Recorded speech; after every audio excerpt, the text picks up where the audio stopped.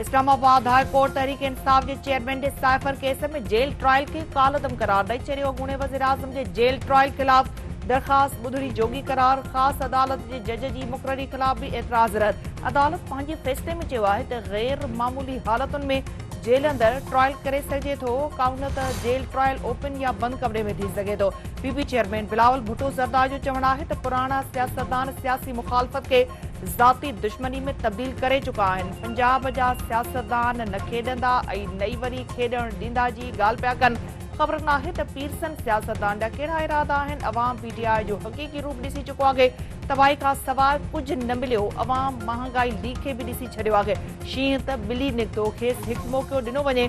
KP मुल्क जी अवाम जी क़िस्मत तब्दील करे छॾींदो। ज़ाती दुश्मनी खे पासे ते रखे मुल्क खे दुरुस्त रुख ते अॻिते वठी वञणो पवंदो। नफ़रत ऐं विरहाइण जी सियासत बंदि थियणु घुरिजे।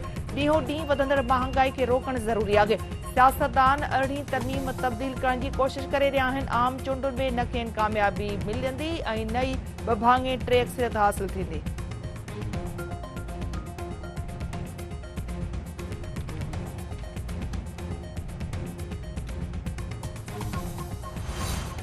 पीडीएम सरबराह मौलाना फज़ल रहमान बिलावल भुट्टो ज़रदारी के ॿार करार ॾेई छॾियो। संदसि चवणु आहे त ॿारनि ऐं वॾनि जी सोच में फ़र्क़ु हूंदो आहे।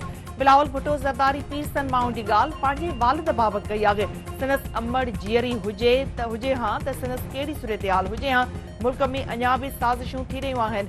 कंहिं बि मुल्क जे सफ़ीर सां मुलाक़ात खां इनकार न कयो आहे। अमरीकी सफ़ीर कंहिं सां मिलंदो आहे त चयो वेंदो आहे त साज़िश कई वञे पई।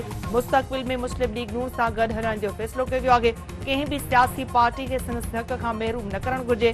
गॾियल इख़्तिलाफ़नि खे हिक ॿिए ख़िलाफ़ इस्तेमालु करणु बहितर न हूंदो। अॻूणे वज़ीर आज़म नवाज़ शरीफ़ जी पीडीएम सरबराह मौलाना फज़ल रहमान सां मुलाक़ात। मुल्की सियासी मुआशी सूरत हाल ते ॻाल्हियूं।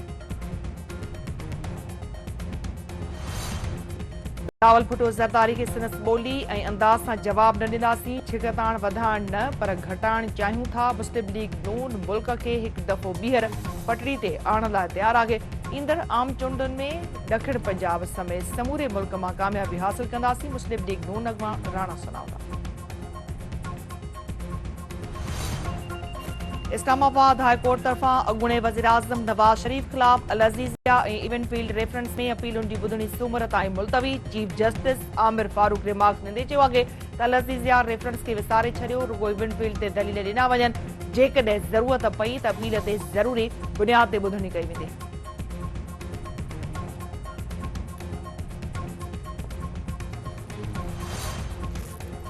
निगरान वज़ीर आज़म अनवारुल हक काकड़ जो चवणु आहे त पाकिस्तान कंहिं बि क़िस्म जे हथियारनि जी ड्रोड़ में शामिल न आहे। कश्मीर मसइले जे हल खां सवाइ खिते में अमुन क़ाइमु नथो थी सघे। पाकिस्तान वटि हर क़िस्म जे मसइलनि खे मुंहुं ॾियण जी सलाहियत आहे। पीएफ अकेडमी रिसालपुर में पासिंग आउट परेड। निगरान वज़ीर आज़म अनवारुल हक काकड़ जी ख़ासि महिमान तौर शिरकत। JF-17 थंडर जहाज़नि तरफ़ां फ्लाई पास जो मुज़ाहिरो।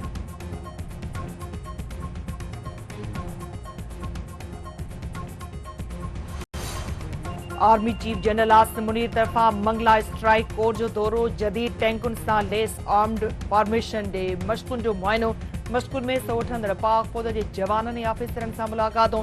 Army chief general Asim Munir जो चवणु आहे त अमन वक़्तु रुगो हक़ीक़त पसंदाणे मिशन ते बदल तरबियत ई जंग जे मैदान में बहितरीन कारकर्दगी ज़मानत ॾेई सघे थी। राति जी ऊंदाही दौरान ऑपरेशन वारी महारत साराह जोगी आहे।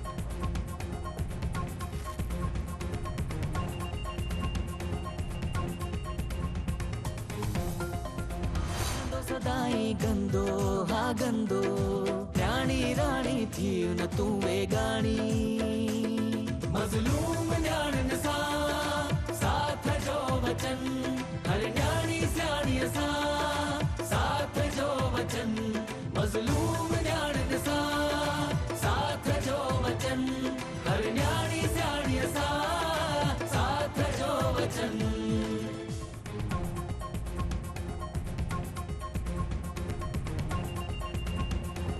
सिंध टीवी नेटवर्क जे सर ते सिंधी सकाफ़त जो ॾिहाड़ो 3 डिसंबर ते मज़लूम न्याणियुनि सां साथ जो वचन जे सिरे हेठि मल्हाइण लाइ हर हंधि तयारियूं। तालीमी इदारनि में सकाफ़ती सरगर्मियूं वधी वियूं। मच कचहरियुनि ऐं मलाखड़नि जो सिलसिलो वधी वियो। सिंध जे ॿियनि शहरनि वांगुरु नवाबशाह में बि अजरक ऐं टोपियुनि जे विकिरे में इज़ाफ़ो। धोरे नारे जी पुलिस जे एहलकारनि तरफ़ां मंशियात फरोशनि सां मुबैना डील जी वीडियो सोशल मीडिया ते वायरल। उमरकोट जे एसएसपी मामले जो नोटिस वरितो। वॾे मुंशी समेत 2 एहलकार मुअतल। डीएसपी खे जांच करे रिपोर्ट पेश करण जी हिदायत।